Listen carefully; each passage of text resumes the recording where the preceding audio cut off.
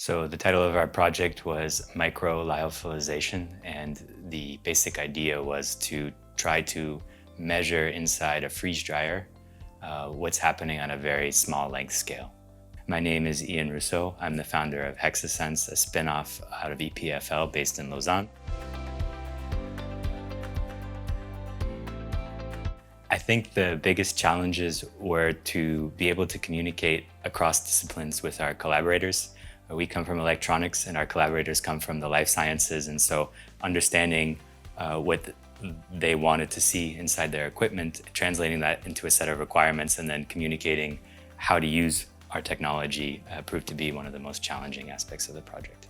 It's been a really fun opportunity to collaborate with people across disciplines and to learn new things and to try sort of outside of the box ideas that we wouldn't have had the resources to try otherwise. The next steps are to wait and see. We just got our first data and we're going to evaluate how the users use the new equipment that we've made available, what sort of value it brings to the freeze drying process, and if we can approach larger companies to pursue a joint follow-on project to advance the technology a little bit. I'm Laurence Nicolai, professor in food process engineering at the HSSO Valais in Sion.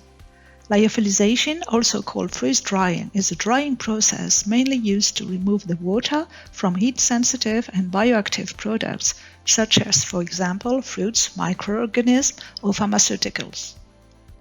The specificity of lyophilization is that water is removed by sublimation under vacuum from a solid ice phase to vapor without going through the liquid phase. First, freeze drying is a very long and expensive process, and its optimization should be achieved for each product or formulation. Second, the quality of the products is not very homogeneous inside the same batch and from one batch to another.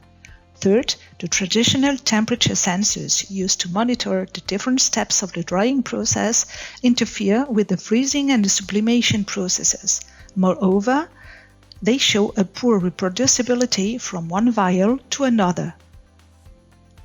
The idea of the project was to develop a precise local measurement of the different steps of the process in different points inside the drying chamber. To do that, we use very small sensors that we could place directly above the vials. What we observed is that there are some advantages to using such a sensor compared to traditional temperature sensors. First, there is no direct contact between the sensor and the product to be dried.